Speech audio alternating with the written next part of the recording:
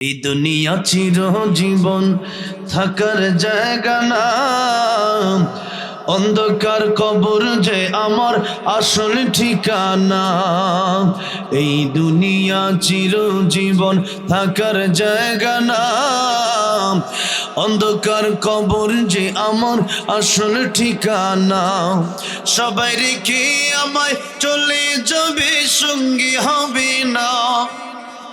সবাই রেখে আমায় চলে যাবে, সঙ্গী হবে না। আমার মরণ আসিবে কখন কেউ তো জানে না। আমার মরণ আসিবে কখন। কবর মাঝে মা বাবাকে দেখা যাবে না, দেখবো যাকে তিনি হলেন শাহে মদিনা। ঠিক না বেঠে? কবর মাঝে মা বাবাকে দেখা যাবে না, দেখবো যাকে তিনি হলেন শাহে মদিনা। সেদিন আল্লাহ বিনে আর তো কেউ বন্ধু হবে না। সেদিন আল্লাহ বিনে আর তো কেউ বন্ধু হবে না। আমার মরণ আসিবে কখন কেউ তো জানে না। আমার মরণ আসিবে কখন। আমি মরে গেলে আমায় তোমরা ভুইলা যাইও না। আমি মরে গেলে আমায় তোমরা ভুইলা যাইও না। আমার মরণ আসিবে কখন কেউ তো জানে না। আমার মরণ আসিবে কখন। সুতরাং কার মরণ কখন হয়ে যায় কারো জানা নাই, কারো জানা নাই। ও যুবক, তোমার আমার মতো কত যুবক রাস্তায় হুন্ডা অ্যাক্সিডেন্ট করে মারা যায়। কত যুবক ঘুমায় আর ওঠে না। কত যুবক ক্যান্সার আক্রান্ত হইয়া মারা যায়। কত যুবক আগুনে পুড়ে মারা যায়। কত যুবক পানিতে ডুবে মারা যায়। কত যুবক যৌবনকালে পৃথিবী ছেড়ে চলে গেল। ও যুবক, আসার সিরিয়াল আছে, যাওয়ার কোনো সিরিয়াল নেই। আসার বেলায় তো 10 আগে বাবা আসে পড়ে, রাতে আসে পড়ে, কিন্তু যাওয়ার বেলায় দাদার কোলে নাতির লাশ উঠে কি উঠে না। মুসলমান, রমজান আসলে ভালো হব। ও যুবক, বিয়ের পরে ভালো হব। কে দিল গ্যারান্টি? বিয়ের পরে ভালো হওয়ার গ্যারান্টি আপনারা কে দিল? কত যুবক বিয়ে করতে যাওয়ার সময় রাস্তায় তার ইন্তেকাল হয়ে গেল। ও যুবক ভাই, আরো 20 বছর 50 বছর বাঁচব, এইটা একটা বড় ধোঁকা। এই ধোঁকাটা আমার আপনার শয়তান দেয়। এই ধোঁকায় যারা পড়ে গেছে জীবন ধ্বংস হয়ে গেছে। ও যুবক, আমার নবী ডাক দিয়া বলেন, বৃদ্ধ হয়ে যাওয়ার আগে যৌবনকালকে বলল দাও। এই যৌবনকাল ফিরে গেলে আর আসবে না। ও যুবক, যারা বৃদ্ধ বাবাজি, তাদেরকে জিজ্ঞাসা করে দেখবেন, তারা এক সময় যুবক ছিল, এরকম কত আনন্দ ফুর্তি করেছে। আজকে শরীরের শক্তি নাই, আজকে তাদের যৌবন নাই। সেই যুবক বয়সে আমাদের ইবাদত করতে হবে, গোলামি করতে হবে আল্লাহর। 2 নম্বরে নবীজি বলেন, সিহহাতাকা ক্বাবলা সাকামিক, অসুস্থ হওয়ার আগে সুস্থতার নিয়ামতকে কদর করো। 3 নম্বর, গিনাকা ক্বাবলা ফাকারিক, ফকির হয়ে যাওয়ার আগে ধনাত্মকে মূল্যায়ন করো। 4 নম্বরে, ফারাগাকা ক্বাবলা শুগলিক, অবসর থাকা অবস্থায় বেশি বেশি আল্লাহর গোলামি করো। ব্যস্ত হয়ে গেলে পারবা না। আমার এক হুজুর বলতেন, যখন তোমার 2 পাও যেথায় খুশি সেথায় যাও। যখন তোমার 4 পাও ভাত কাপড় দিয়ে যাও। যখন তোমার 6 পাও আব্বু তুমি কোথায় যাও? আস্তে আস্তে পাও খালি বাড়ে, ব্যস্ততাও বাড়ে। মুসলমান, ব্যস্ততা জীবনে বাড়বেই বাড়বেই বাড়বেই, কারণ আমরা তো অল্পে তুষ্ট থাকতে রাজি না। আল্লাহ নবী বলেন, ও দুনিয়ার মানুষ, তোমাদের কত লোভ, বনি আদমের লোভ এত বেশি। আল্লাহ রাব্বুল আলামিন যদি এই বনি আদমকে একটা মাঠ ভর্তি সোনা দিয়া দেয়, বনি আদম একটা মাঠ ভর্তি সোনা পেয়েও খুশি হয় না। বনি আদম চায় আরেকটা মাঠ ভর্তি সোনা পেলে আমার বড় ভালো লাগতো। বনি আদমকে যদি আল্লাহ একটা মাঠ ভর্তি স্বর্ণ দিয়া দেয়, তা বনি আদম খুশি হয় না। আল্লাহ নবী ডাক দিয়া কয়, উম্মতেরা রে, একদিন কবরে যেতে হবে। যেদিন কবরে চলে যাবে, ওই দিন ধন সম্পদ গুলো তোমার সাথে কবরে যাবে না, ওই দিন আর লোভ থাকবে না। যেদিন কবরে চলে যাবেন আর আফসোস করবেন, কিসের বাড়ি কিসের গাড়ি, কি করলাম জীবনে, নেক আমল তো কবরে নিয়ে আসতে পারলাম না। তাই তো আইনুদ্দিন আল আজাদ রহমতুল্লাহ আলাইহি বলে গিয়েছিলেন, হালাল হারাম না মানিয়ে কত টাকা করলা কামাই, এত টাকা রাখবা কোথায়, কাফনের তো পকেটে নাই। ঠিক না বে ঠিক? টাকা পয়সা লইয়া কি কেউ কবরে গেছে, কি জবাব দিবি রে তুই আল্লাহর কাছে। ওরে মানুষ ছবে হুশ দুনিয়ার পিছে, ওরে মানুষ ছবে হুশ দুনিয়ার পিছে, কি জবাব দিবি রে তুই আল্লাহর কাছে, কি জবাব দিবি রে তুই আল্লাহর কাছে। কথা ঠিক না বেঠে? সেই জন্য কবরে যাওয়ার পরে আমার ধন সম্পদ আমার সাথে কবরে যাবে না। নবী বলেন, প্রত্যেকের তিনজন ভাই আছে, একটা ভাইয়ের নাম আত্মীয় স্বজন, আর একটা ভাইয়ের নাম তার ধন সম্পদ, আর একটা ভাইয়ের নাম তার নেক আমল। নবী বললেন, আত্মীয় স্বজন তোমার সাথে কবরে যাবে না, তোমার সাথে তোমার ধন সম্পদ কবরে যাবে না, একটা ভাই তোমার সাথে কবরে যাবে, ওই ভাইয়ের নাম হচ্ছে নেক আমল। ওই ভাইয়ের নাম কি? আল্লাহ রাব্বুল আলামিন সূরাতুল মুলকের দ্বিতীয় আয়াতে বলছেন, আল্লাযী খালাকাল মাউতা ওয়াল হায়াতা লিয়াবলুয়াকুম আইয়ুকুম আহসানু আমালা ওয়া হুয়াল আজিজুল গফুর।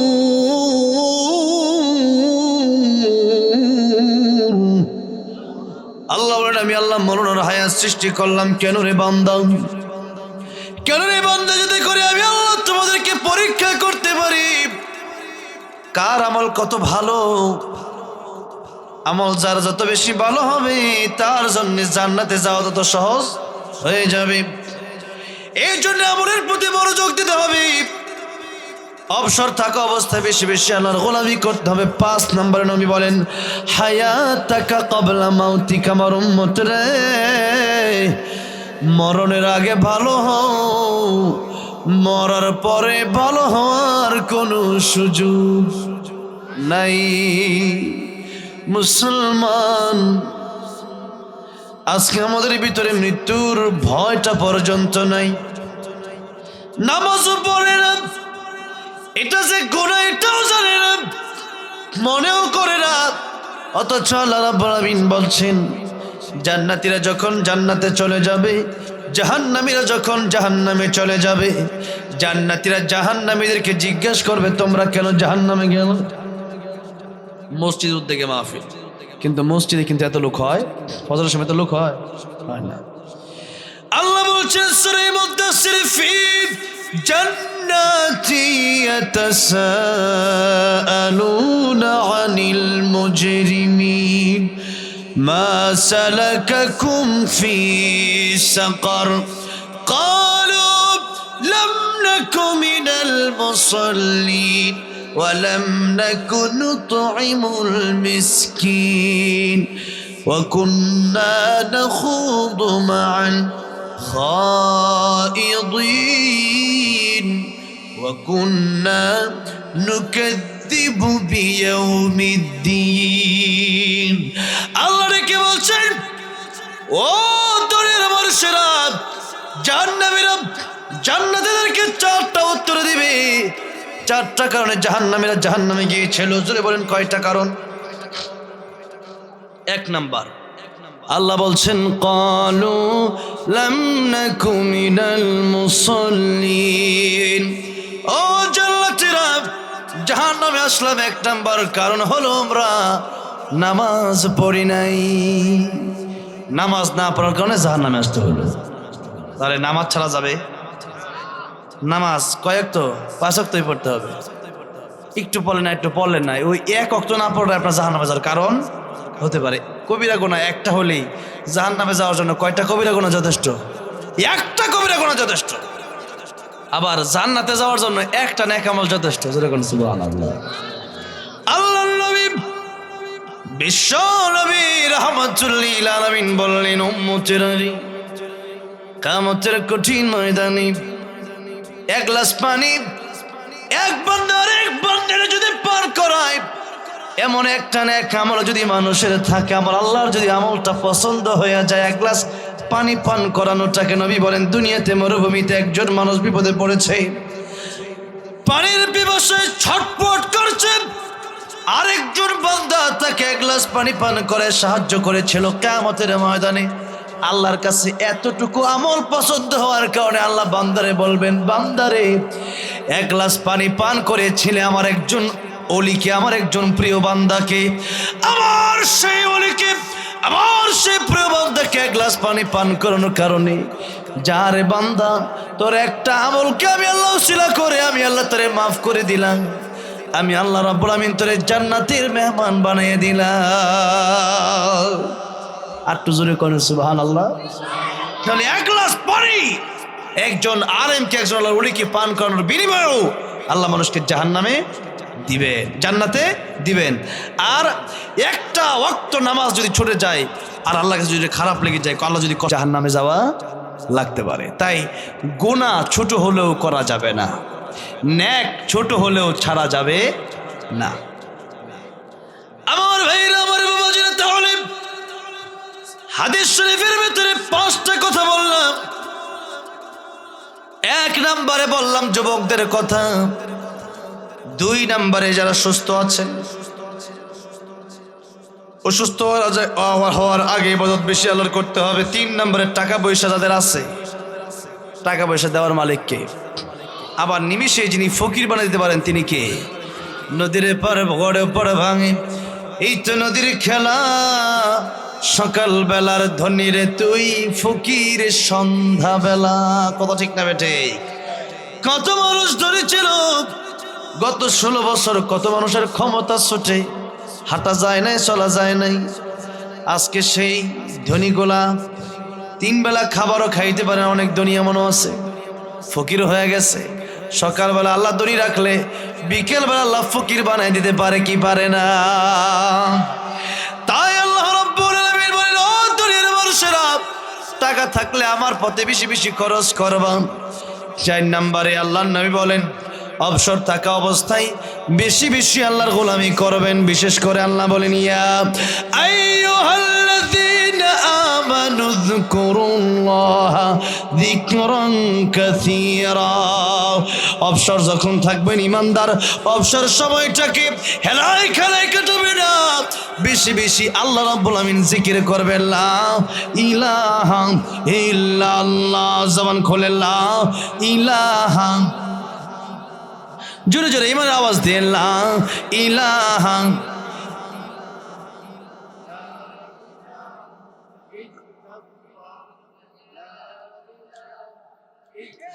তুমি খালিক, তুমি মালিক, তুমি খালিক, তুমি মালিক, তুমি দুনিয়ার মহাজন, যার সাথে মোর বান্দায় আছে মন। বলেন, যার সাথে মোর বান্দায় আছে মন। লা ইলাহা ইল্লাল্লাহ, জবান খুলে লা ইলাহা ইল্লাল্লাহ লা ইলাহা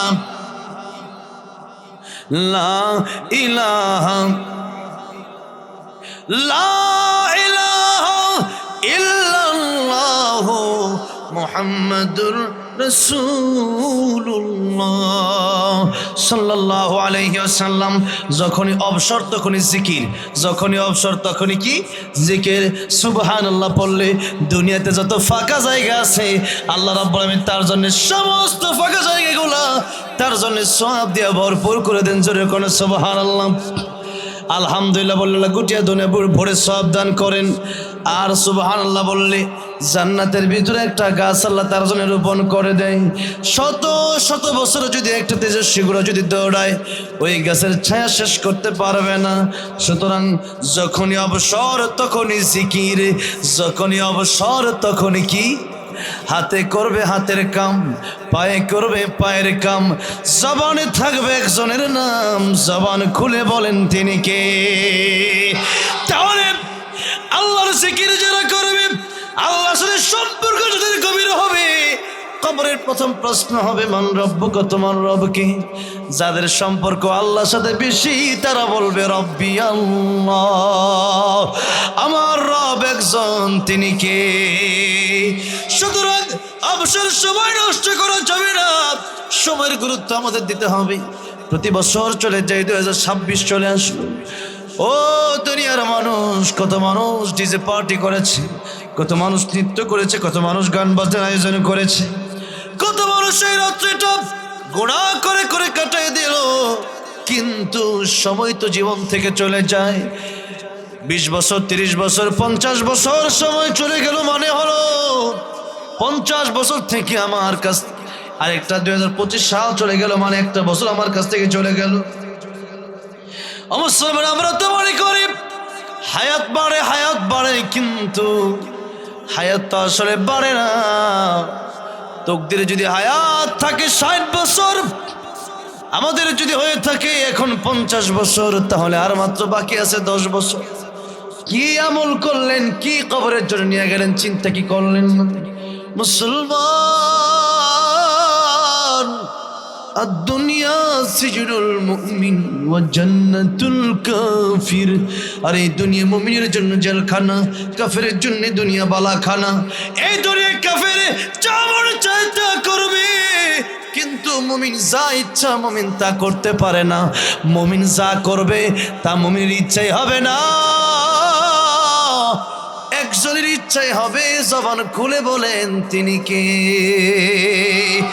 যখন আমার আপন কেউ ছিল না তখন ছিলেন আমার আল্লাহ আমার আপন।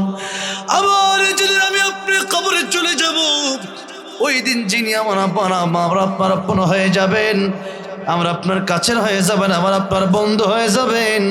জবানটা খুলে আওয়াজ দিয়ে বলেন তিনি কে। আমার ভাইরা, আমার বাবাজিরা, তাহলে সময়ের মূল্য দিয়ে আল্লাহর সাথে গভীর সম্পর্ক করতে হবে। এই দুনিয়া আমার আমল আমাকে করে যেতে হবে, কারণ আমার কবরে আমি যাব, কেউ যাবেন। নিজের চিন্তা আজকে আমরা করি না, অপরের চিন্তা নিয়ে আমরা ব্যস্ত থাকি। সেই জন্য আল্লাহ রাব্বুল আলামিন আমাদেরকে তুমি ওই কিয়ামতের কথা চিন্তা করে সবাইকে 5 ওয়াক্ত নামাজি বানায় দিও, বলেন আমিন। রাসূলুল্লাহ ডাক দেবেন ওয়াল আসর, সময়ের কসম, সময়ের গুরুত্ব অনেক বেশি। আল্লাহ পাক সময়ের কসম খেয়ে বলেন ইন্নাল ইনসানা লাফি খুসর, নিশ্চয়ই পৃথিবীর সমস্ত মানুষ হলো ক্ষতিগ্রস্ত, ক্ষতির মধ্যে ডুবে আছে, ক্ষতির মধ্যে ডুবে আছে। আল্লাহ বললেন আমার নবীরে তোমরা ক্ষতিগ্রস্ত বলো, ওরে আবু জাহিল্লা, ওরে আবুল হাইবিয়া, আমার নবীরে তোমরা ক্ষতিগ্রস্ত বলো। আমি আল্লাহ বলে দিলাম সবাই ক্ষতিগ্রস্ত। 4 গুণ যার ভিতরে নাই তারা ক্ষতিগ্রস্ত, 4 গুণ যাদের ভিতরে আছে তারাই হলো লাভবান। কয় গুণ? 4 গুণ। আল্লাহ বলেন ইল্লাল্লাযীনা আমানু ওয়া আমিলুস সালিহাত ওয়া তাওয়াসাউ বিল হাক্কি ওয়া তাওয়াসাউ বিস সবর। 1 নম্বরে ঈমান, 1 নম্বরে কি? ঈমান। আমার আগে হুজুর ওয়াজ করে গেছে ঈমান। যাদের ঈমান আছে এই দুনিয়ার মতো 10 দুনিয়ার পরিমাণ জানা তারা তাদেরকে দিবেন, জোরে করে সুবহানাল্লাহ। আর এই দুনিয়ার চাইতে এক রাওয়ায়াত আছে দুনিয়ার চাইতে 10 গুণ বড় জান্নাত। যদি কোন সুবহানাল্লাহ। সৌদি আরবের বাদশা মোহাম্মদ বিন সালমান, এই পৃথিবীতে সবচেয়ে দামি বাড়ি তার, সম্ভবত ফ্রান্সে 5 একর জায়গা নিয়ে একটা বাড়ি। এত বড় বাড়ি, মানুষ সেই বাড়ি দেখে প্রশংসা করে। পুরা পৃথিবীর সবচেয়ে বড় বাড়িটা মাত্র 5 একর জায়গা। আর আল্লাহ রাব্বুল আলামিন যার ঈমান সবচেয়ে কম, তাকে দিবেন এই দুনিয়ার চাইতে 10 গুণ বড় জান্নাত। তাহলে কি মনে করেন ঈমানের দাম আছে না নাই? নবীজি বলেন, যে ব্যক্তি লা ইলাহা ইল্লাল্লাহ পড়বে, বিশ্বাসের সাথে ঈমানের সাথে লা ইলাহা ইল্লাল্লাহ পড়বে, সে ব্যক্তির জন্য এই দুনিয়ার চেয়ে 10 গুণ বড় জান্নাত আল্লাহ নবী বলেন আল্লাহ রেডি করে রেখেছেন। জোরে করে সুবহানাল্লাহ। তাহলে বলেন দুনিয়ার জন্য কষ্ট বেশি করা দরকার না ওই জান্নাতের জন্য?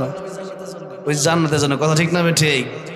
যেই জান্নাতে যাওয়ার পর আর কোনোদিন মরণ হবে না, আর অনন্তকাল মন চাই জিন্দিগি যা মনে চাই তাই পাবেন, শুধু সুখ আর সুখ, শুধু সুখ আর সুখ, কোনো দুঃখের কোনো লেশ মাত্র নাই। জোরে করে সুবহানাল্লাহ।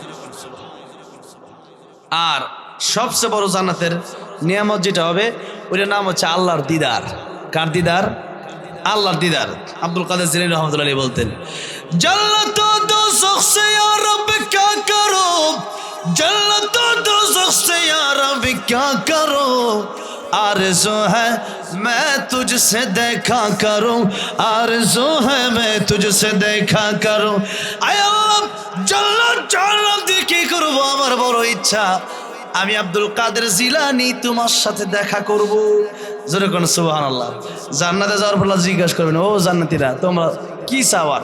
জান্নাতীরা বলবে আল্লাহ আর কি চাবো, কিন্তু এখন আমরা খুশি না। যতক্ষণ পর্যন্ত তুমি আল্লাহকে দেখতে না পারবো ততক্ষণ পর্যন্ত আমরা জান্নাত পেয়েও খুশি হব না। ওই আব্দুল কাদের জিলানী বলেছিলেন, জান্নাত দো জখ সে ইয়া রব ক্যা করো, জান্নাত দো জখ সে ইয়া রব ক্যা করো, আরজু হ্যায় मैं तुझसे देखा करूं, आरज़ू है मैं तुझसे देखा करूं। তখন জান্নাতীরা বলবে আল্লাহ জান্নাত জান্নাত, আল্লাহ যত বেশি আশা করেছি জান্নাতের, তার চেয়ে বেশি আশা তোমার না দেখা রাতের পর রাত তাহাজ্জুদের নামাজ পড়েছি, তোমার না দেখে গভীর রজনী পর্যন্ত মানিকগঞ্জে বসেছিলাম মাহফিলে, তোমার না দেখে ঠান্ডা পানিতে ওযু করেছিলাম, তোমার মহব্বতে এত কিছু করলাম, তোমারে দেখলাম না। আল্লাহ তোমার যতক্ষণ পর্যন্ত না দেখবো কলিজা ঠান্ডা হবে না। আল্লাহ বলবেন জান্নাতীরা আজকে আমি আল্লাহ নিজেই তোমাদের সাথে দেখা দিয়ে তোমাদেরকে ধন্য করে দেব। শুধু দেখা নয়, আল্লাহ রাব্বুল আলামিন দেখা যখন করবেন, দেখা করার পরে আল্লাহ বলবেন আজকে আমি আল্লাহ রাব্বুল আলামিন কোরআন শরীফের সূরা রহমান থেকে তোমাদেরকে তিলাওয়াত করে শোনায়ে দেব। আল্লাহ ডাক দিয়ে বলেন, ফামা কানা ইয়ারজু লিকা রাব্বিহি ফালইআমাল আমালান সালিহা ওয়ালা ইউশরিক বিইবাদাতি রাব্বিহি আহাদা। জোরে বলেন আল্লাহু আকবার। আল্লাহ বলেন আমি আল্লাহ তোমাদের সাথে মুলাকাত দেব, সাক্ষাৎ দেব, দেখা দিব। বান্দারে শিরিক করা যাবে না। আল্লাহরে ডাকবা, আবার পীরের পায়ে সেজদা দিবা, হবে না। আল্লাহরে ডাকবা, মাজারকে সেজদা দিবা, হবে না। আল্লাহরেও সেপড়ে ডাকবা, আল্লাহর সে বড় মনে করবা তোমার নেতারে, হবে না, কাজ হবে না, শিরিক হয়ে যাবে। এই জন্য শিরিক করা যাবে না। শিরিক যারা করবে যেন জান্নাত হারাম। মাইয়ুশরিক বিল্লাহ ফাকাদ হারামাল্লাহু আলাইহিল জান্নাতা ওয়া মাওয়াহুন নার। জান্নাত হারাম, জাহান্নাম ওয়াজিব। শিরিক করা যাবে, শিরিক মুক্ত ঈমান এবং নেক আমল নিয়ে গেলে জান্নাতের আল্লাহ দেখা দিয়ে দিবে। জোরে করে সুবহান। তাহলে জান্নাতে যাওয়ার জন্য, সফল হওয়ার জন্য 1 নম্বর গুণের নাম ঈমান, 2 নম্বর নেক আমল। নেক আমলের প্রথমটা হলো নামাজ। প্রথমটাই কি? আল্লাহ নবী বলেন কিয়ামতের ময়দানে আউয়ালু মা ইউহাসাবু বিহিল আবদু ইয়াওমাল কিয়ামাতিস সালাত। কিয়ামতের ময়দানে সর্বপ্রথম নামাজের হিসাব হবে। নামাজের হিসাব যদি কি যারা পার পাবে সব জায়গায় তারা পার পেয়ে জান্নাতে চলে যাবে। যেরকম সুবহানাল্লাহ। নামাজের হিসাব যদি কি যারা পার পাবে না সব জায়গায় তারা ধরা খাবে। যে তাহলে নামাজ ছাড়া জান্নাতে যাওয়ার কোনো সিস্টেম নেই। 3 নম্বর ওয়াতাওয়াসাউ বিল হক। যে নামাজ আমি আপনি পড়ি নিজের আহলে আয়াল নিজের পরিবার নিজের এলাকাবাসীকেও নামাজি বানানোর দাওয়াত দেওয়ার দরকার আছে না নাই? দিতে হবে। ওয়াতাওয়াসাউ বিস সবর। সত্য কথা বললে হামলা আসতে পারে, মামলা আসতে পারে, জেল হতে পারে, জুলুম হতে পারে। এই দুনিয়া থেকে আল্লাহ সাইদের মতো 13টা বছর কারাগারে কাটায়া জীবন দেওয়া লাগতে পারে। সত্য কথা বলতে গিয়া মরণ আসলেও ধৈর্য ধারণ করব। ওসমান হাদির মতো জীবন দেব, তবু আমরা ঈমান দেব না। হক কথা আমরা ছাড়ব না, ঠিক না বেঠিক? সেই জন্য মুসলমান ধৈর্য ধারণ করতে হবে। সত্যের পক্ষে থাকতে গেলে পরে জঙ্গিবাদী, উগ্রবাদী, মৌলবাদী আমাদেরকে বলুক, আমরা রাগ করবো না। কারণ আমার নবীরও পাগল জাদুকর বলছে না, বলতো। এখন আমাদের কথা আমরা বলি। সেই জন্য জন্মের সময় কানে আজান একামত দেওয়ার জন্য মোল্লা লাগে কি লাগে না? আবার যৌবন বয়সে বিয়ার সময় হুজুর লাগে কি লাগে না? মরার পরেও জানাজার জন্য লাশ ধোয়াইতে সবাই পারে না, লাশ দেখে ডরায়, কথা ঠিক না বেটি? তখনও মোল্লারে দরকার, হুজুর লাশটারে গোসল করাইতে হবে, হুজুর জানাজা পড়াতে হবে, হুজুর একটু মাইকে ঘোষণা দিয়ে দেন না। তখন হুজুরের দরকার। তাহলে জীবনের শুরুতেও হুজুরের দরকার, মাঝখানেও হুজুরের দরকার, শেষেও হুজুরের দরকার। কিয়ামতের কঠিন ময়দানে এই আলেমদের সুপারিশ আমার আল্লাহ মঞ্জুর করে। সাধারণ মানুষ যারা আলেমদেরকে ভালোবাসছিল, নাই বলেন কোন আলিমান আও মুতাআল্লিমান আও মুস্তামিআন আও মুহিব্বান, নাই বলেন হয়তো আলেম হও, নয়তো আলেমের ছাত্র হও, নয়তো আলেমের কথাগুলো শোনো, নয়তো আলেমকে মহব্বত করো। যদি 4 নম্বর থেকে আলেমকে মহব্বত করতে পারো, কিয়ামতের ময়দানে জান্নাতের দরজাটা তোমার জন্য খোলা থাকবে, খোলা জোরে করে সুবহানাল্লাহ। আর যদি আলেমকে ঘৃণা করো রে বান্দা, ও উম্মত রে, ওয়ালা তাকুনু খামিসান ফাতাহলিক। আলেমদেরকে যারা ঘৃণা করে, নবী কয় তারা ধ্বংস। আমার নবী জীবনে মিথ্যা বলছে? আমার নবীর চরিত্রের চাইতে সুন্দর চরিত্র কারো আছে নাকি? সেই রহমতুল্লিল আলামিন নবী বললেন আলেমরা হচ্ছে আমার ওয়ারিস। আলেমদেরকে যারা ঘৃণা করবা, হক কথা যারা বলে তাদেরকে যদি তোমরা ঘৃণা করো, হ্যাঁ হক কথা বলে তিতা লাগতে পারে, হুজুরের কথা নাও লাগতে, মজা নাও লাগতে পারে। ফখরে বাঙ্গাল রহমতুল্লাহ ব্রাহ্মণবাড়ির একজন আলেম ছিলেন। তিনি একবার ট্রেনে উঠতেন, পাকিস্তানিরা হুজুর দেখা ঠাট্টা শুরু করে দিয়েছে। তো হুজুর বললেন, হুজুর এমনি একটা আঙ্গুল দেখাইলেন। এখন বিদেশে তো এই আঙ্গুল দেখাইলে দেখা গেছে যে মানুষ মনে করে যে না গুড, মানে ভালো। আর বাংলাদেশে এই আঙ্গুল দেখালে অনেকে রাগও করে, ঠিক না? সব দিকে একরকম না। কিন্তু উনি যখন আঙ্গুল দেখাইছে, তারা বললো এই আঙ্গুল দেখাই কেন, কোন কারণে? তখন তিনি বললেন হুজুররা হইলো এই আঙ্গুলের মতো, হুজুররা হইলো এই আঙ্গুলের মানে বুড়ো আঙ্গুলের মতো। আচ্ছা আঙ্গুলে, হাতে আঙ্গুল কয়টা? এক হাতে 5টা। আচ্ছা বলেন এই 4টা আঙ্গুল একসাথে না? 4টা আঙ্গুল লম্বায় প্রায় কাছাকাছি, আবার একসাথে, কিন্তু এই আঙ্গুলটা দেখতেও আলাদা, আবার এই চার জনের কাছ থেকে অনেক দূরে। অনেকেই কয় যে হুজুররা তারা, আমরা কই পোশাক খাটো, এরা কই লম্বা জুব্বা, আমাকে দাড়ির দরকার নেই, হুজুরের দাড়ি দরকার আছে। আমরা কই যে বামাত দিয়া খাই, হুজুরের ডাইনার দিয়া খাও। আমরা কই খারে পেশাব করি, হুজুরের কই বইয়ে করো। সব দিয়ে হুজুর উল্টা। তো ফখরে বাঙ্গাল রহমতুল্লাহ বললেন যে হুজুর একটু তোমাদের থেকে আলাদা, কিন্তু এই আঙ্গুলটা কেন দেখালেন? হুজুর বললেন দেখো তোমাদেরকে আঙ্গুল দেখালাম এই জন্য তোমরা সবাই এলাকার একরকম হইতে পারো, আর হুজুররা আরেক রকম হইতে পারে। কিন্তু এটা মনে রাখো, এই 5 আঙ্গুলের ভিতরে এই আঙ্গুল না থাকলে এই 4 আঙ্গুল দিয়ে চলা যাবে, কথা ঠিক না ঠিক? আচ্ছা এই 2টা নাই, এই 2টা দিয়ে চলা যাবে না? চলা যাবে। এই 3টা নাই, এই 2টা দিয়েও চলা যাবে। কিন্তু বৃদ্ধ আঙ্গুলি, এই আঙ্গুলিটা নাই। 4 আঙ্গুলের সাথে আঙ্গুলের যেমন কোনো মিল নাই, কিন্তু মিল না থাকুক এই আঙ্গুল ছাড়া লবণটাও তোলা যাইতো না। কেন লবণ তুলবেন? এমনে এমনে কাটা চামিচ, কথা ঠিক না ঠিক? সেই জন্য হুজুর ডাক দেয়া বলতেছেন দেখো হুজুরদের হয়তো তোমাদের সাথে পোশাক আশাকে চরিত্র মিল নাই, এত অনেক বরদাস্ত করতে পারো না, কিন্তু হাতের ভিতরে 4 আঙ্গুল যেমন বৃদ্ধাঙ্গুলি ছাড়া চলতে পারে না, একটা এলাকা আলেম ছাড়া, মোল্লা ছাড়া একটা এলাকা সভ্য সমাজ থাকতে পারে না, অসভ্য হয়ে যায়। যেরকম আল্লাহু আকবার, কথা ঠিক না ঠিক? সেই জন্যই আমরা হয়তো দেখি হুজুররা একটু পোশাক আশাক কোনো রকম, একটু মনে হয় হক কথা বলে, কেমন যেন আমরা বলি একরকম, তারা বলে আরেক রকম। আমরা খালি কই বিল্ডিং, কোটি টাকা পয়সা কথা, তারা খালি কবর কবর, জান্নাত জান্নাত। এটাতে কি জন্য বলে? এই আলেমরা না থাকলে গরু ছাগলে যেমন বেশ কম নাই, মানুষেও তেমন বেশ কম থাকতো না। সেই জন্য এই আলেমদেরকে আমাদের মূল্য দিতে হবে এবং আলেমদের এই হক কথাগুলোকে আমাদের কষ্ট হলেও মেনে নিতে হবে। আল হক মুররুন, হক কথা তিতা হয়, হক কথা তিতা হয়।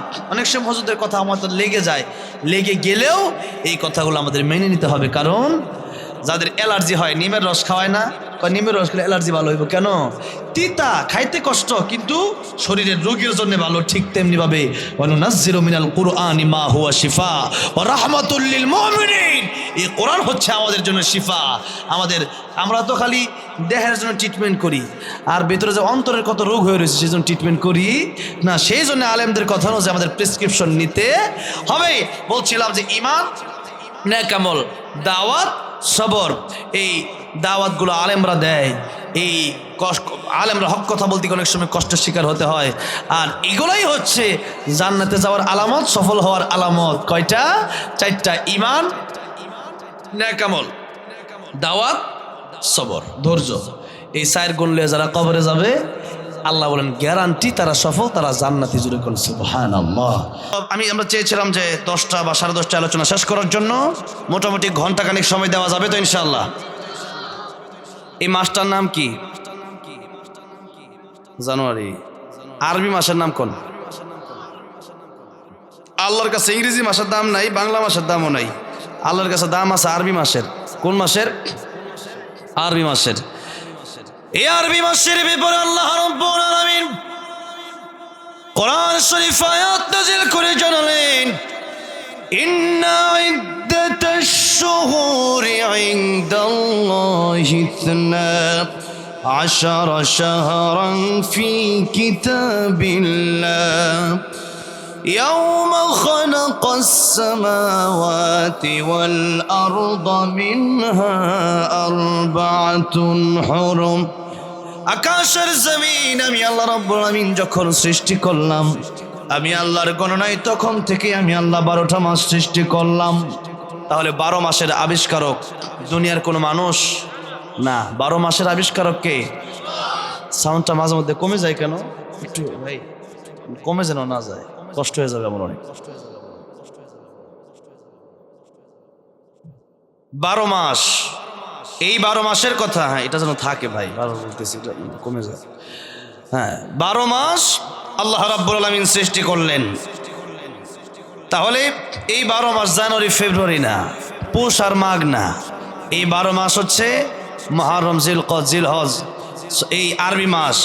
এই যে রজব, শাবান, রমজান, এই আরবি মাসগুলো আল্লাহ রাব্বুল আলামিন সৃষ্টি করলেন যখন আল্লাহ আকাশ জমিন সৃষ্টি করলেন। আর এই 12 মাসের ভিতরে সবচেয়ে দামি মাস রমজান মাস। আর এই রমজান ব্যতীত আরও 4টা মাস আছে দামি। এটা তো আইছিল তখন আমার, হ্যাঁ ঠিক আছে। তাহলে 4টা মাস স্পেশাল, সম্মানিত। নই বলেন একটা জিলকদ, জিলহজ, মুহররম, এই 3টা একসাথে। আর আরেকটা মাস হচ্ছে রজব মাস। আরেকটা মাস কোন মাস? রজব মাস। এখন কোন মাস চলতেছে? রজব মাস। এই মাস যখন চলে আসত, এই মাসের চাঁদ যখন আকাশে দেখা যেত, আল্লাহর নবী, বিশ্ব নবী রাহমাতুল লিল আলামিন দোয়া শুরু করে দিতেন। সবাই পড়েন, আল্লাহুম্মা বারিক লানা ফি রজব ওয়া শাবান ওয়া বাল্লিগনা রমাদান। আপনারা সবাই পারেন দোয়া? আল্লাহুম্মা বারিক লানা ফি রজব ওয়া শাবান ওয়া বাল্লিগনা রমাদান। আয় আল্লাহ, রজব আর শাবানে আপনি আমাদেরকে বরকত দান করেন, আর রমজান পর্যন্ত আপনি আমাদের হায়াত বাড়ায় দেন। তাহলে নবীজি নিজেও হায়াতের জন্য দোয়া করতেন এই রজব মাস থেকেই। রমজান পাওয়ার জন্য নবীজি এই মাস থেকেই দোয়া শুরু করে দিতেন। কিন্তু মুসলমান, রজব মাস চলে আসলো, অনেক মুসলমান রজব যে চলে আসলো এটা জানি না। কথা ঠিক না ঠিক? জানি না। অথচ আল্লাহ রাব্বুল আলামিন বললেন, ও দুনিয়ার মানুষ, এই রজবকে আমি আল্লাহ রাব্বুল আলামিন সম্মান দিলাম। তোমরা কি করবা? ফালা তাযলিমু ফীহিন্না আনফুসাকুম। রজব যেহেতু চলে আসছে তোমরা আর গুনাহ করবা না, নিজের নফসের উপর জুলুম করবা না। রজব আসছে, এতদিন নামাজ পড়ো না, এখন নামাজ পড়তে হবে। রজব আসছে, এতদিন ঝগড়া ফাসাদ ছিল, আর ঝগড়া করা যাবে না, মারামারি দ্বন্দ্ব করা যাবে না। কারণ এই রজব মাসকে আল্লাহ রাব্বুল আলামিন নিজে যেহেতু সম্মান দান করলেন, এই রজব মাসকে আমাদেরও সম্মান দেওয়ার দরকার আছে না নাই? কিন্তু রজব মাসকে আমরা সম্মান দেব কিভাবে? এই রজব মাস যে আসছে সেটাই তো আমরা জানি না। আমি এই এলাকাটাতে আমি প্রায় 3 বছর মনে হয় আসি না। 3 বছর আগে একবার কোন এলাকাতে আসছিলাম খবর জানি না, মানিকগঞ্জে। এর একবার খালেদ সাইফুল আইয়ুব হুজুরের বাড়িতে আসছিলাম। তো এই এলাকায় মানুষ যে কি ওয়াজ পছন্দ করে আমি জানি না আসলে। আমি আর আমও কিনা জানি না। মানে আলোচনার মাঠ 10টা বাজে মানুষ দিয়ে যায়, অন্যদিকে 10টা বাজে 10:30 আলোচনায় উঠি, মানুষ 10টায় যায়। আর আলোচনা শোনার যে মন মানসিকতা সেটা দেখে মনে হচ্ছে নাই। সেই জন্য লম্বা সময় নয়, 1 ঘন্টা চেয়ে নিচ্ছি। এরপরে আমিও কোনোদিন আসি কিনা যাই না। আমি এলাকায় এরকম পরিচিত কেউ নাই আমার, আসিও না। কিন্তু আজকে আসলাম, কিন্তু আসার পরও কেমন যেন লাগতেছে, ওয়াজ করতে মন চাচ্ছে না। যাই হোক, কোরআনের কথা বলি, কোরআনের কথা বলবো, এটা তো বানোয়ার কোনো কথা নয়, কোরআনের কথা শুনতে হবে। রজব মাস চলছে, রজব মাসের সম্মান আমরা কিভাবে দেব? রজব মাস যে আসছে এটা আমাদেরকে জানতে হবে। জানলাম, ওকে, এবার আমরা সম্মান দেব কিভাবে? আল্লাহ বলছেন এই মাসে কোনো গুনাহ করা যাবে, গুনাহ ছাড়ার মাধ্যমে এই মাসকে সম্মান দিতে হবে। এই আয়াত যখন নাযিল হয়ে গেল, এই আয়াতের ব্যাখ্যারূপে মুফাসসিরগণ বলেন, ওই সময়ের কাফির বেঈমানেরা পর্যন্ত তারা ঝগড়া বিবাদ ছেড়ে দিত। একজনের সাথে আর একজনের দুশ্মনী থাকলে দুশ্মনীটা তারা ছেড়ে দিত। কেস মামলা থাকলে কেস মামলা তারা বন্ধ করে দিত। একটা মাস কোনো ঝগড়া চলবে না, 1 মাস কোনো মারামারি চলবে না, 1 মাস কোনো দ্বন্দ্ব চলবে না, 1 মাস কোনো মামলা চলবে না। এই 1 মাসে একজন আরেকজনের সাথে মিলে যেত। আর শাবান মাস আসতে তারা আবার ঝগড়া শুরু করত। তাহলে আমরা কি নিয়ত করব? হ্যাঁ, এখন থেকে ঝগড়া যাদের ভেতরে আছে, যে একজন আরেকজনের সাথে ঝগড়া, দুশ্মনী, এই দুশ্মনী রাখা যাবে, এটা রজবের শিক্ষা। কাফির বেঈমানেরা কোরআন শরীফের আয়াতে কারিমা মেনে রজব মাসে তারা ঝগড়া, মারামারি, মামলা মোকদ্দমা বন্ধ করে দিত।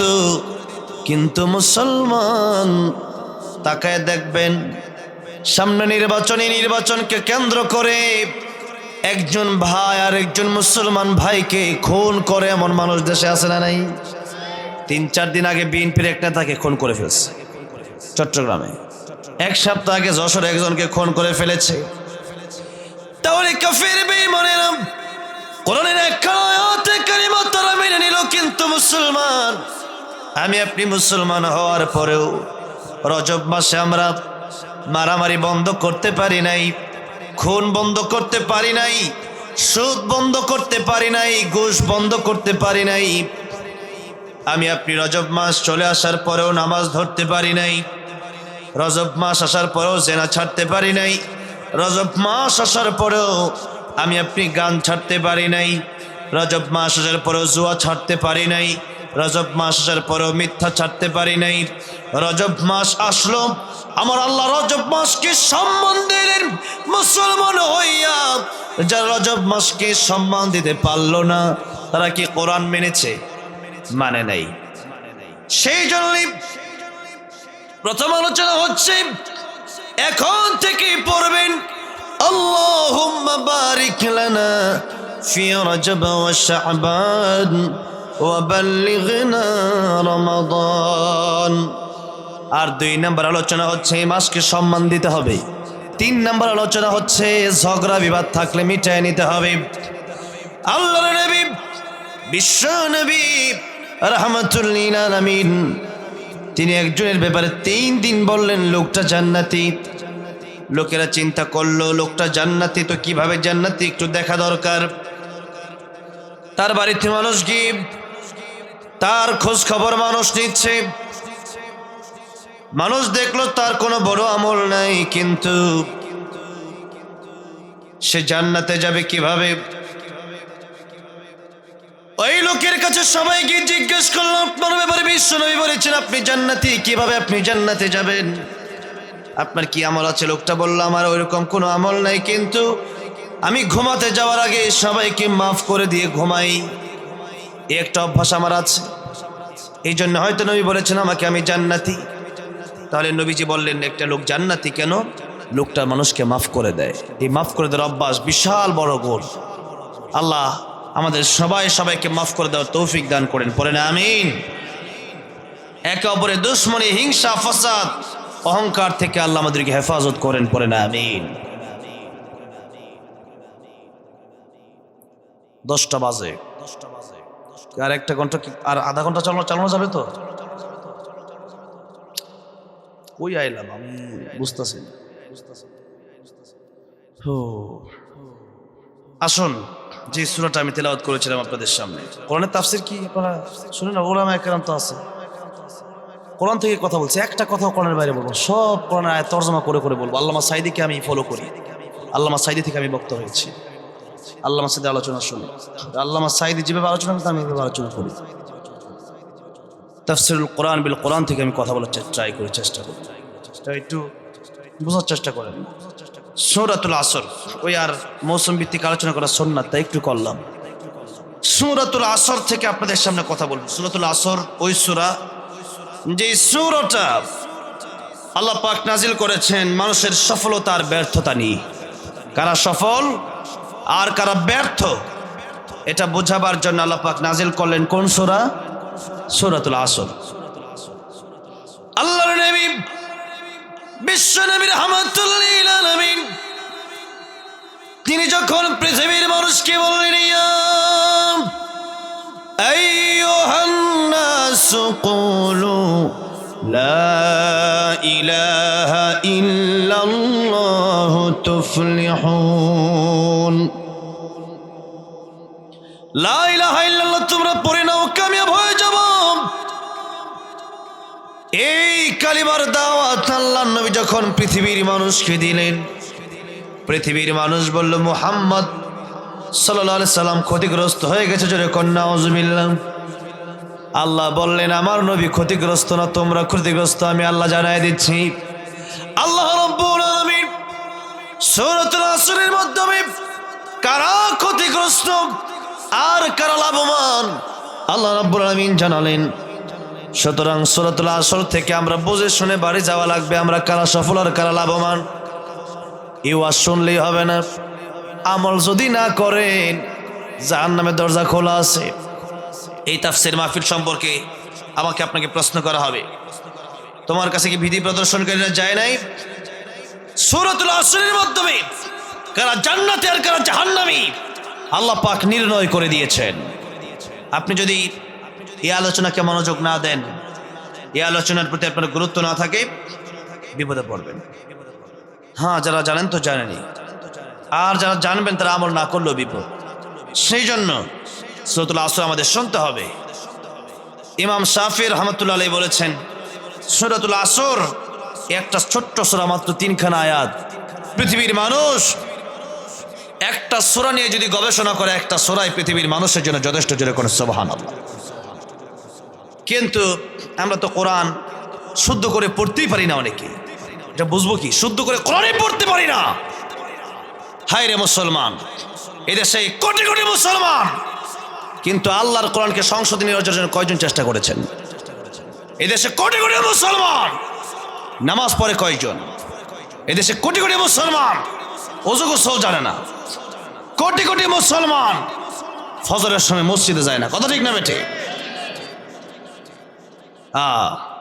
মুসলমান হয়েছি, কিন্তু এটা নামেই কেবলমাত্র, কাজে মুসলমান আমরা হতে পারি নাই। তাই তো কই বলেছেন, নামে মুসলমান নাকি কামে মুসলমান, তুমি নামে মুসলমান নাকি কামে মুসলমান। নামে কামে মিল না হলে, নামে কামে মিল না হলে বইবে যে তুফানে, তুমি নামে মুসলমান নাকি কামে মুসলমান, তুমি নামে মুসলমান নাকি কামে মুসলমান। এই জন্য নামে মুসলমান হলেই হবে না, কাজে মুসলমান হওয়ার দরকার আছে না নাই? কাজে মুসলমান হতে হবে। সাউন্ডটা কমে যাচ্ছে নাকি আবার? আমার ভাইরা, আমার বাবাজিরা, এই কোরআনের তাফসীর, কোরআন মেনেছেন কিনা এই ব্যাপারে আপনাকে জিজ্ঞেস করা হবে। তাহলে একটা পথ আমাদের জন্য জান্নাতের পথ, আর একটা পথ আমাদের জন্য জাহান্নামের পথ। কোন পথে হাঁটবেন আজকে শুনে বাড়ি যান। হাঁটতেছেন আপনি টাঙ্গাইলের দিকে, যাবেন ঢাকা, সারা রাত গাড়ি চালালে কেউ যাওয়া যাবে ঢাকা? ওই রংপুর যেতে পারবেন, ঢাকা যেতে পারবেন? হাঁটতেছেন জাহান্নামের পথে, যেতে চান জান্নাতে, যাওয়া সম্ভব? ক্যাপ খুব আওয়াজ যেন নাই আমার ভাইরা, আমার বাবাজি। তাহলে হাঁটতে হবে জান্নাতের পথে। যাচ্ছেন যেদিকে, সেদিকে চিন্তা করতে হবে। যাচ্ছেন একদিকে, চিন্তা করছেন যাবো আরেক দিকে, যেতে পারবেন না। সেই জন্য জান্নাতের পথে হাঁটতে হলে আজকে আলোচনা শুনতে হবে। এই আলোচনার ব্যাপারে জিজ্ঞাসা করা হবে সূরা মুলকে। আল্লাহ বলছেন, কিয়ামতের ময়দানে যখন মানুষ জাহান্নামে যাবে, তখন জাহান্নামীদেরকে প্রশ্ন করা হবে, সাআলাহুম খাযানাতুহা আলাম ইয়াতিকুম নাযীর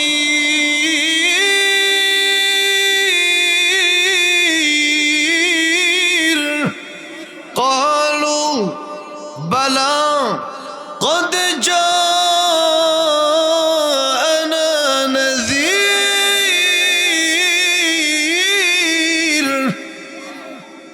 প্রশ্ন করা হবে, তোমাদের কাছে কি ভীতি প্রদর্শনকারীরা যায় নাই? তখন জাহান্নামীরা বলবে, হ্যাঁ, ভীতি প্রদর্শনকারীরা আসছিল, উলামায়ে কেরামগণ এসেছিল, জাহান্নামের ভয় আমাদেরকে দেখিয়েছিল, ফাকাযযাবনা, আমরা অস্বীকার করেছিলাম, ওটাকে আমরা গুরুত্বই দিইনি। মাহফিলে গিয়েছিলাম, আলোচনা হয়েছিল নামাজের, কিন্তু এটাকে আমরা গুরুত্বই দিই নেই, অস্বীকার করেছিলাম যে মোল্লার কথা শুনলে আর কি হবে, এটা কি কবরে যাওয়ার পরে কি হবে এটা বুঝবেন। আমাদেরকে অনেকে বলে ধর্মান্ধ, আমরা নাকি ধর্মান্ধ, অথচ কবরের ধর্ম সম্পর্কে প্রশ্ন আছে না নাই? ওমা দীনুকা, তোমার ধর্ম কি, প্রশ্ন আছে না? আছে। কিন্তু এই ধর্ম নিয়ে আমরা পরিচর্যা, এই ধর্ম নিয়ে আমরা চিন্তা ভাবনাই করলাম না। এই জন্য মুসলমান ভাইরা, বাবাজিরা, সেদিন মানুষ আফসোস করে বলবে, যদি ওই দিন হুজুরের কথাগুলো শুনতাম, আমল করতাম, জাহান্নামে আসা লাগতো। আল্লাহ বলছেন, ওয়াকালু লাউ কুন্না নাসমাউ আও নাকিলু মা কুন্না ফি আসহাবিস সাঈর।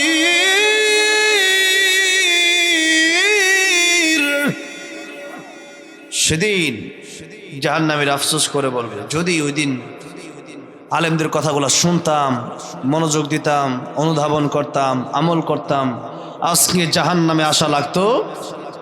অতঃপর জাহান্নামে যাওয়ার পর আল্লাহকে ডাকা শুরু করবে, আল্লাহ এখন একটু বের করে দেন। আল্লাহ বলছেন, তখন মানুষ বলবে, রব্বানা আখরিজনা মিনহা ফাইন উদনা ফাইন্না যালিমুন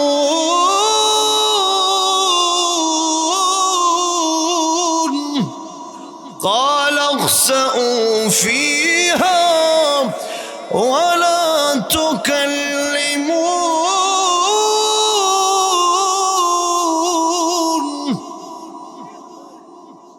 আমাদের রব, আপনি আমাদেরকে জাহান্নাম থেকে একটু বের করে দেন, আমরা আর জালেম হব না, নামাজ ছাড়বো না, কোরআন ছাড়বো না, গুনাহ করবো না। আল্লাহ বলবেন আল্লাহ বলছেন, আল্লাহ তখন বলবেন জাহান্নামে লাঞ্ছিত অবস্থায় পড়ে থাক। ওয়ালা তুকাল্লিমুন, এবং আজকে আমার সাথে কোনো কথা বলবি না, তোরা চুপ, আমি আল্লাহর সাথে আর কোনো কথা বলার সুযোগ নেই। ওই জাহান্নামে আছিস, জাহান্নামে থাক, আমার সাথে কোনো কথা বলবি না, চুপ। আল্লাহ যখন বলবেন চুপ, আমার সাথে তোরা কোনো কথা বলবি না, যাওয়ার জায়গা আছে? বলেন যাওয়ার জায়গা আছে? এই জন্য মুসলমান সেই জাহান্নামে গিয়ে আফসোস করলে লাভ হবে না। আফসোস যদি করতে হয়, চিন্তা যদি করতে হয়, যদি চিন্তা করেন যে আমার সুখের প্রয়োজন, আমার জান্নাতের প্রয়োজন, তাহলে দুনিয়া থেকে আমল করে যেতে হবে। আল কাইয়িসু মান দানা নাফসাহু ওয়া আমিলা লিমা বাদাল মাউত। আল্লাহর নবী, বিশ্ব নবী রাহমাতুল লিল আলামিন বলেন, উম্মতেরা রে, তোমাদের মধ্যে প্রকৃত জ্ঞানী ওই ব্যক্তি, যে ব্যক্তি নিজেকে নিয়ে চিন্তা করে আর পরকালের জন্য আমল করে নাই। কেমন হয় কেন, মানে ক্যাস ক্যাস আওয়াজটা কেন করতেছে? এত বড় প্রোগ্রাম, আমার খুব কষ্ট হচ্ছে। এত বড় প্রোগ্রামে সাইদ এত কষ্ট করলেন আমার জন্য।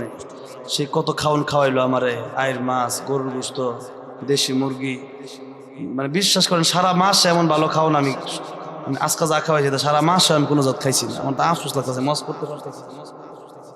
আচ্ছা যাই হোক, এখন আল্লাহ যদি না দেওয়া তাহলে আইতো না ভাই বাবাজিরা, একটু আর নাইকলা ভাই একটু, আচ্ছা একটু কমে দেন, সমস্যা নেই। আর ক্যাচ কেন এলে ওইদিকে মনোযোগী জায়গা, এটা বিশাল ব্যাপার। এটা আমি মুখস্থ করে এনে বই নেই, এখানে আমার ভিতর থেকে আল্লাহ যা বের করবে তাই বের হবে। অনেক সময় আলোচনা মুখস্থ করে গেলে ওই আলোচনা মুখ দিয়ে আসে না। আবার অনেক সময় এমন কথা বের হয়ে যায় মুখ থেকে যে একটা কথার মাধ্যমে, একটা ওয়াজের কারণে মানুষ জান্নাতে যাওয়ার পথ তৈরি হয়ে যায়, মানুষের হেদায়েত পেয়ে যায়। যেরকম সুবহানাল্লাহ। আমার ভাইরা বাবাজিরা, তাহলে একটু আসুন মনোযোগ দিয়ে শুনি। আমাদের পরকালে গিয়ে আফসোস করলে লাভ হবে না, বরং আল্লাহ বলেন বান্দারে, এটা তোর জন্য পরীক্ষার হল, এখানে পরীক্ষা দিয়ে পাশ করে যেতে হবে। তাহলে পরীক্ষার হল যেহেতু, পরীক্ষার হলে গিয়া যারা ঘুমায় এরা কি ভালো নাম্বারে পাশ করতে পারে? আর পরীক্ষার হলে গিয়া কেউ ইংলিশ সাবজেক্টে বাংলা লিখলে পাশ করতে পারবে? বরং যেই কাজ, যেই সাবজেক্ট, ওই সাবজেক্টে তারা পরীক্ষা তাদের দিতে হবে। সুতরাং এই পরীক্ষা দেওয়ার জন্য আমরা আসছি। এই জন্য পরীক্ষাটা কিভাবে দিলে উত্তীর্ণ হওয়া যায়, সফল হওয়া যায়, সেই ব্যাপারটা আল্লাহ পাক আমাদেরকে জানিয়ে দিয়েছেন সূরাতুল আসরের মাধ্যমে। এখন আপনি যদি বলেন যে আমি জান্নাতে যাব না, আমল করব না, তাতে আমার আল্লাহর অনেক ক্ষতি হবে নাকি নিজের ক্ষতি হবে? আপনাকে বলে দিলাম ডানে গেলে রুট ভালো, বামে গেলে রুট খারাপ, আপনার ডাকাত ধরতে পারে। আপনি বামেই গেলেন, তাহলে বামে যাওয়ার পরে ডাকাইতে ধরলে আমার লস হবে না আপনার লস হবে, নিজের ক্ষতি হবে। কথা ঠিক না ঠিক? আপনাকে আমি বলে দিলাম জান্নাতের পর ডান দিকে, আপনি গেলেন, আপনি বাম দিকে গেলেন জাহান্নামের দিকে, আপনি বিপদে পড়বেন, নিজের বিপদ হবে, আমার কিচ্ছু হবে না। একটা মানুষ যদি হেদায়েত পেয়ে যায়, আপনারা বলেন যে এত ওয়াজ মাহফিল হয়, মানুষ তো হেদায়েত হয় না। এখানে কি কিচ্ছা কাহিনী কবিতা কেবল লেগে আমি বসছি? এখানে কোরআন থেকে তাফসির করার জন্য বসছি। তো সেই জন্য একটু শোনেন, ভালো করে মনোযোগ দেন। যদি আমার নবীর দাওয়াতে আবু জাহেল সারা জীবনও ভালো হয় নাই, আবু লাহাব ভালো হয় নাই, আবু তালিব নবী চাচা, নবী কয় আমার চাচা একটু কালিমাটা খালি পড়েন। আল্লাহ কয় নবী আমি হেদায়েত দিব না, আপনি বললে কাজ হবে না, আমি হেদায়েত দিব না। তার ইন্নাকা লা তাহদি মান আহবাবতা ওয়ালাকিন্নাল্লাহা ইয়াহদি মান ইয়াশা ওয়া হুয়া আ'লাম বিল মুহতাদিন। আমি তার হেদায়েত দেব না। আল্লাহ হেদায়েত না দিলে কি ওয়াজ করে হেদায়েত হয়? নবী কত দাওয়াত দিছে, আবু জাহেল মানলো না। নবীর ঘরের লোক, মানে প্রায় লোকগুলাই এরা কালিমা পড়ে মুসলমান হয় না। সে হাবসা থেকে কালো বেলাল আইসা আল্লাহর এত কাছের হয়ে গেল। আমার নবী জান্নাতের ভিতরে হাঁটে, আর কার আওয়াজ যেন শোনা যায়, জিবরাইল আমিন বলেন ইয়া রাসূলুল্লাহ, বেলাল, হযরত বেলাল দুনিয়াতে হাঁটে, তার হাঁটার আওয়াজ আল্লাহর তরি জান্নাতে পৌঁছে যায়। যেরকম সুবহানাল্লাহ। তাহলে হেদায়েত এটা আমি ওয়াজ করলে আপনারা পায়ে লইবেন, এই গ্যারান্টি আমি দিতে পারবো না, কোনো গ্যারান্টি নেই। কিন্তু একজন দুইজন মানুষ যদি হেদায়েত পেয়ে যায়, তাহলে এই ওয়াজ তাদের জন্য যথেষ্ট। মাহফিলে তো এমনি পারতেছি নামাজ করতাম, কুত্তা ঢুকলো কোন দা, ওই যে আরেকটা আইতাছে। আল্লাহ, হ্যাঁ যাই হোক, আচ্ছা যাই হোক, ওয়াজ শুনতে আইছে নাকি? ওয়াজ শুনবার লাগে কুত্তায় পড়ছে মাহফিল, আর কি কইতাম কর। যাক, আরে আসাব, আপনারা কুত্তারা দেখে আসতেছেন, হ্যাঁ আসাবে কাফের কুত্তা, সেও চলে যাবে জান্নাতে, জোরে কোন সুবহানাল্লাহ। তাইলে আমি রাস্তাটা আসার সময় দিয়ে একটা মানে একটা কুত্তা, এত মায়া লাগছে, দুইটা মিষ্টি খাওয়াইছি দুইটা কুত্তারে। আপনি কি মনে করেন কুত্তা, কুকুরের ভিতরে এমন 10টা গুণ আছে যে 10টা গুণ যদি মানুষের ভিতরে চলে আসে তাহলে সেই মানুষ আল্লাহর ওলি হয়ে যাবে, জোরে কোন সুবহানাল্লাহ। এখনো কুত্তা এটা গেছে না, না যাক, একটু ওয়াজ শুনুক, ওয়াজ শুই না। আরে মাঝে মধ্যে আমরা কুত্তারা দেখে আসি মাহফিলে, মাঝে মধ্যে কুত্তা তো সব জায়গাতে আছে, আর এই মাসে কুত্তা দেখা যায় বেশি, ঠিক না? কুকুর এখন দেখা গেছে যে কুকুরের নাম কোরআন শরীফে আছে, জোরে কোন সুবহানাল্লাহ। তাহলে এই কুকুরের দিকে আসলে হবে না, বরং আমাদের শিক্ষা নিতে হবে যে কুকুর মালিক যখন কুকুরের খাওয়ায়, দেখবেন মালিকের অনুগত্য শুরু করে দেয়, কথা ঠিক না? ঠিক, মালিক মারে এরপরেও মালিককে কামড় দেয় না, কিন্তু মানুষ কত নিমুখ হারাম, মানুষরা আল্লাহ খাওয়ায়, আল্লাহ জীবন দিল, আল্লাহ পানি দেয়, সমস্ত নিয়ামত আল্লাহ দেয়, এরপরও মানুষ আল্লাহ নাফরমানি করে, কথা ঠিক না? ঠিক, কুত্তা খালে আইসিরা দিকে, এটা থেকে শিক্ষা নিতে হবে, কথা ঠিক না? ঠিক, শিক্ষা আমাদের নিতে হবে। আল্লাহ ডাক দিয়া বলেন, মানুষ কাইফা তাকফুরুনা বিল্লাহি ওয়া কুনতুম আমওয়াতান ফাআহইয়াকুম সুম্মা ইউমীতুকুম সুম্মা ইউহয়ীকুম সুম্মা ইলাইহি তুরজাউন।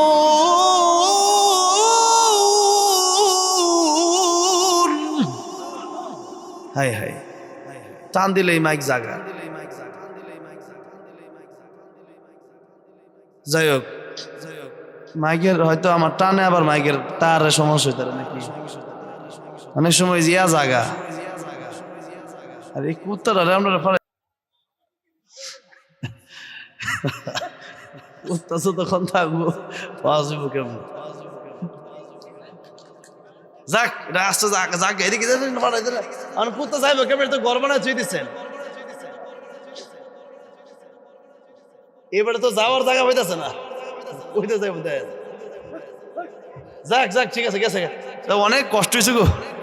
যাক, আমি যেটা কইতেছিলাম, আল্লাহ ডাক দেখ, কাইফা তাকফুরুনা বিল্লাহ, মানুষ তোমরা আল্লাহর সাথে নাফরমানি করো কেমনে, অথচ তোমরা আমরা ছিলাম মরা, আমি আল্লাহ তোমাদেরকে জীবন দান করলাম, এরপরে তোমরা আবার মরবো, আবার জীবন আমি আল্লাহ দান করবো, আমি আল্লাহর কাছে আবার তোমাদের জবাব দিতে হবে।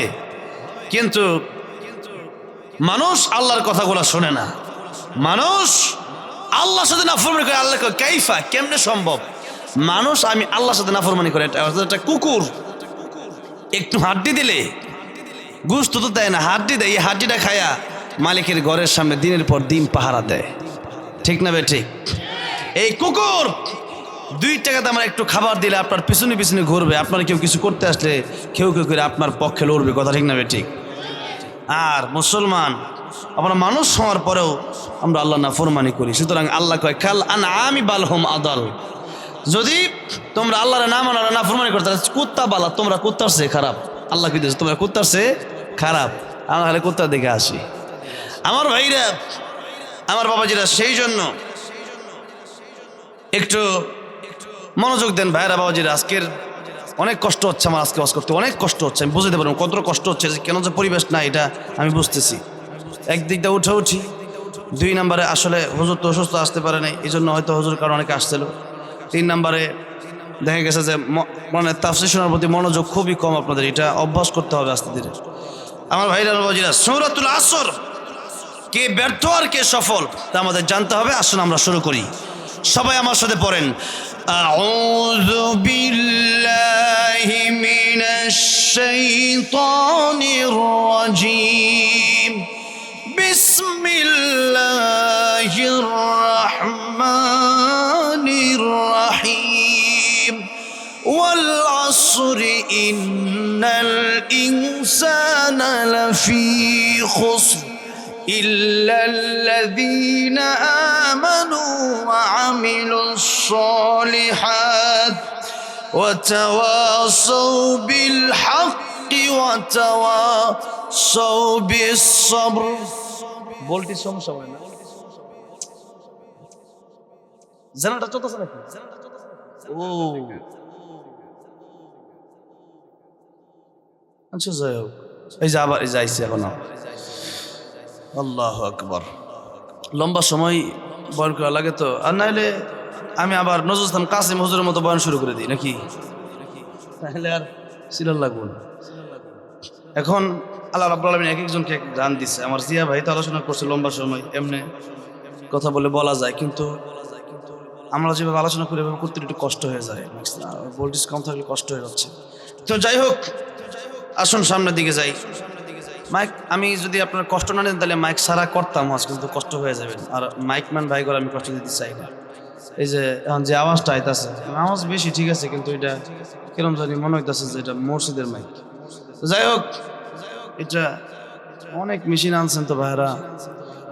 আচ্ছা যাই হোক, কি আর করার, সামনের দিকে যাই, পারতাছি না কোনো বলবো। সূরাতুল আসর থেকে আমরা কথা বলি। আল্লাহ বলছেন ওয়াল আসর, সময়ের কসম। আল্লাহ পাক কিসের কসম করতেছেন? সময়ের কসম। সময়ের কসম আল্লাহ রাব্বুল আলামিন কাটলেন। আল্লাহ পাক সময়ের কসম কেটে আমাদেরকে সময়ের গুরুত্ব বোঝালেন। পৃথিবীর মানুষ, সময়ের মূল্য দাও। সময় বরফ যেমন গলে যায়, সময় তেমন চলে যায়। সুতরাং সময়ের মূল্য এই জীবনে আমাদের দিতে হবে। সময়ের মূল্য যদি না দিতে পারি, সময় চলে যায় প্রতিনিয়ত। এই সময় বসে থাকার জন্য আল্লাহ রাব্বুল আলামিন আমাদেরকে দেন নাই। এই সময় অযথা নষ্ট করার জন্য আল্লাহ রাব্বুল আলামিন আমাদেরকে দেন নাই। এই সময় আল্লাহ আমাদেরকে দিয়েছেন কাজে লাগানোর জন্য, পরীক্ষা দেওয়ার জন্য, ইবাদত করার জন্য।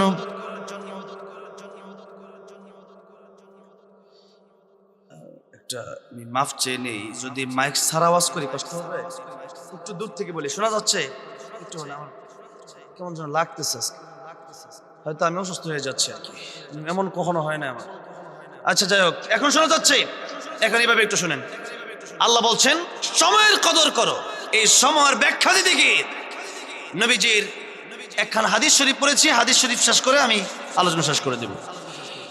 আল্লাহ নবী বলছেন ইগতানিম খামসান ক্বাবলা খামসিন শাবাবাকা ক্বাবলা হারামিক ওয়া সিহহাতাকা ক্বাবলা সাকামিক ওয়া গিনাকা ক্বাবলা ফাকরিক ওয়া ফারাগাকা ক্বাবলা শুগুলিক ওয়া হায়াতাকা ক্বাবলা মাউতিক। আল্লাহ নবী বলেন 5 সময় আসার আগে 5টা সময়কে তোমরা মূল্য দাও। কয়টা সময়? 5টা সময়। 1 নাম্বার, আল্লাহ নবী বলেন ও যুবকেরা, শাবাবাকা ক্বাবলা হারামিক, ও যুবকেরা, যৌবনকাল থাকতে বৃদ্ধ হয়ে যাওয়ার আগে এই সব সময়কে মূল্য দাও। কারণ যৌবনকাল মানুষের চিরজীবন চাইলেও থাকে।